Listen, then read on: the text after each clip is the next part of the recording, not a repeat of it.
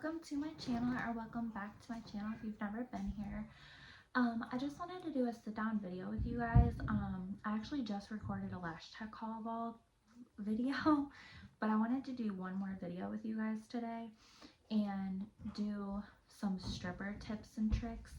I haven't done a stripper video in a long time, and I feel like you guys really like them, so I just wanted to do one really quick. So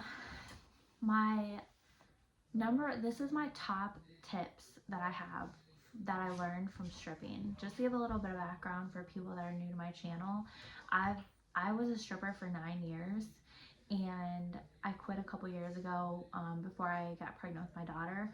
And I worked at different clubs in Ohio. I worked at different clubs in Pennsylvania. I worked at a club in New York. I worked at a club in Florida. I worked a little bit all over. And this is my tips from my experience. So my number one tip for you guys would be to thank every single guy that tips you.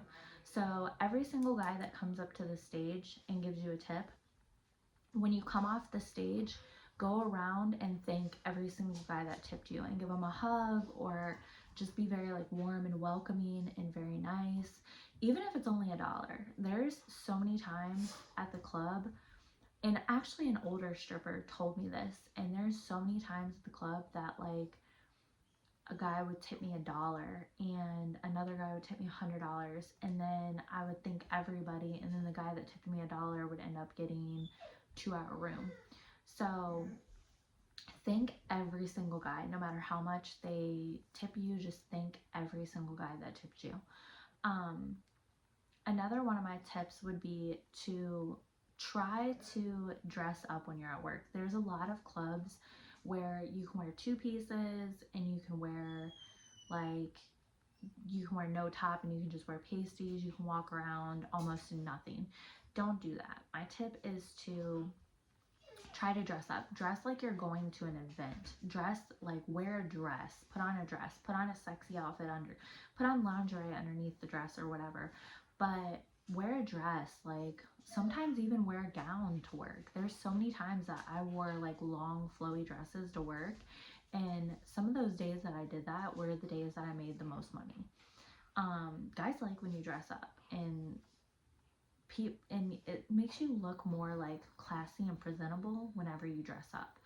So it's fine if you wear a 2-piece or whatever under it, but just try to dress up. There's a lot of times too where I would wear a bikini top and the underwear or whatever, and then I would wear a dress like this, a halter dress, and have the bikini poking out a little bit, and I would color coordinate and everything. So you can do fun stuff like that with dresses, and you can dress them up and you can make them look really nice. But that's one of my top tips too, because that's honestly how I think I made so much money a lot of times, is because I was so dressy. I was dressy because one of the managers, whenever I first started working, was you need to dress up more. Don't wear 2 pieces every day. Wear a dress, wear a ball gown, throw some different stuff in there. And whenever I started doing that, I went from making $200, $500 a day to making $1,000, $2,000 a day. So it was something that really, really elevated my stripperness or whatever. One of my other tips would be to save money every single shift. Every single shift, save money. Even if you only make $100, save 50 of it, or 20 of it, or whatever. Save money every single shift. Stripping is not guaranteed money, and there's slow seasons, there's busy seasons, everything like that. So you never know when, for example, when you're going to get pregnant, or when you're going to get sick or break your leg, or you never know what's going to happen. So if you save money every single shift, then you'll have a little nest egg, and you can even start with saving $20, $10. It doesn't have to be $1,000. You can start little and build your way up.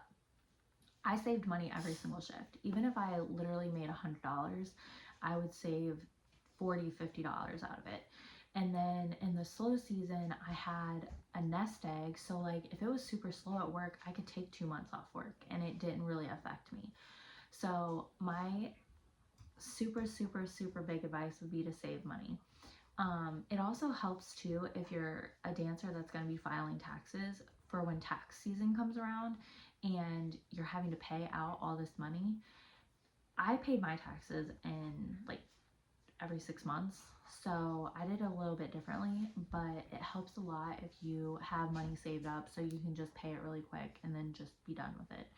Um, I personally had an accountant. There was 2 years that I did my own taxes. That was whenever I like had first started dancing and I didn't want to pay an accountant. But in my head, I was like, why pay an accountant when I can save the $500 or $1,000 or whatever myself? But it took me so much work, and like it was so crazy doing my own taxes that from then on out, I did it 2 years in a row, and then after that, I was like, screw this, I'm not doing it anymore. So I got an accountant and started paying somebody to do my taxes. I was like, I'm never doing this again. Um, it was too much work. um, Another piece of advice that I have for you is to invest in yourself in other ways. So, what I mean by that is if you're dancing, don't look at dancing as a career. There's very few girls that make a whole entire career out of dancing. There's very few girls that will make $1 million in a year dancing. Like, that's very, very few. Don't let YouTube fool you. You are not gonna walk into a strip club and make $1 million your first year dancing. You could, but it's very, very, very rare. I was one of the top girls at the club that I worked at, and I was in the top 3 earners, and I was only making like 100 to 200,000 a year.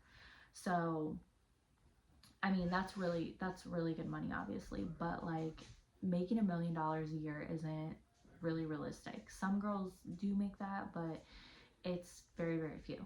So, whenever you're at the strip club, like, this is just an example, but this is what I wish I would have done personally. Whenever you're at the strip club, say you make $2,000 in a night. Take 1,000 of that, save it, and then save up and pay for esthetician school or pay for cosmetology school or pay for college. There was a girl at my strip club, or a bunch of girls really, that paid for law school and became attorneys while working at the strip club, or became doctors, or got their degree in early childhood development or psychology or whatever. So take your money, part of your money, and invest it back into yourself and get a lash certificate or get an esthetician license. I went to cosmetology school whenever I was 19. That's one of the first things that I did before I was a stripper, is I got my cosmetology license. And then whenever I started dancing, I quit doing hair.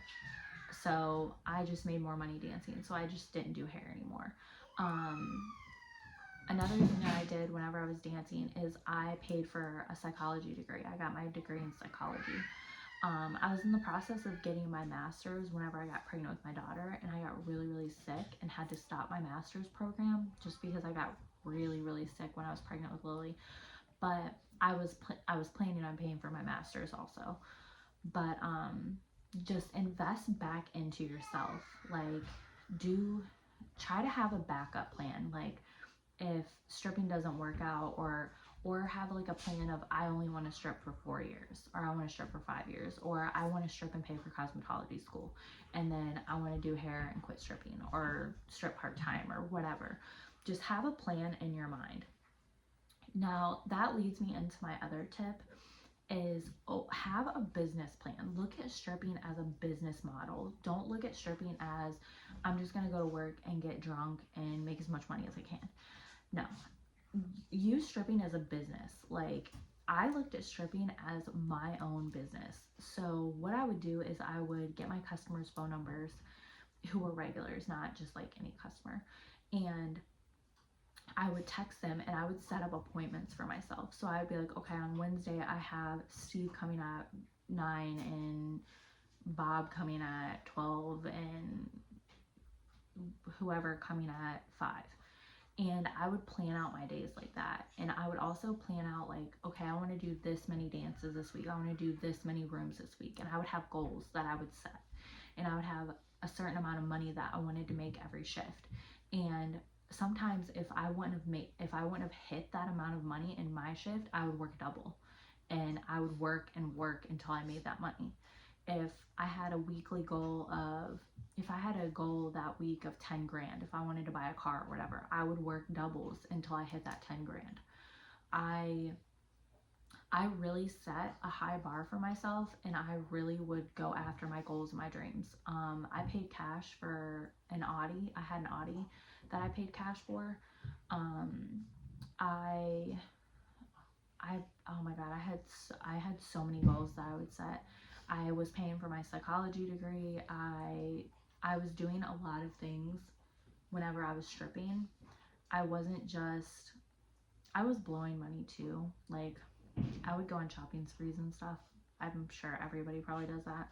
But I would set goals for myself and make sure that I was also meeting my goals, and I was using stripping as like a business, and I was looking at it as a business. And I think that's one thing that made me last as long as what I did, is I treated it like my business. I didn't treat it like, I don't know, like a party. Like, I personally don't drink or do drugs. I don't do anything. I don't drink anything. I don't smoke. I don't do anything. So whenever I was dancing, I never drank at work. I never did drugs. I never did anything. And I think that is another tip that I want to go into. Is, I know it's hard for a lot of people, but try not to drink or do drugs. I made so much more money than a lot of the girls that were drinking or doing drugs. They would get messed up, and like, a lot of them would get super, super wasted and then miss out on money. A lot of them would also get super, super wasted and be falling all over the place, and then guys would not want to talk to them.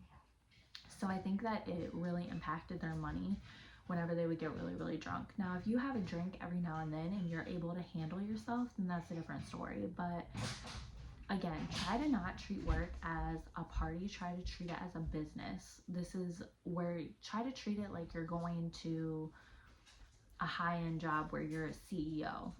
Try to treat it like that. Like, walk into it like that. Don't walk into it as, I'm a party girl and I'm going to get drunk and have fun. Just look at it as a different way.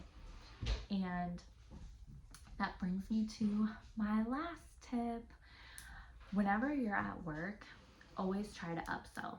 Always, always, always be trying to upsell. So if you have a guy that you're sitting with and you're talking to and he wants one dance, then go do that dance with him, but be trying to sell a room.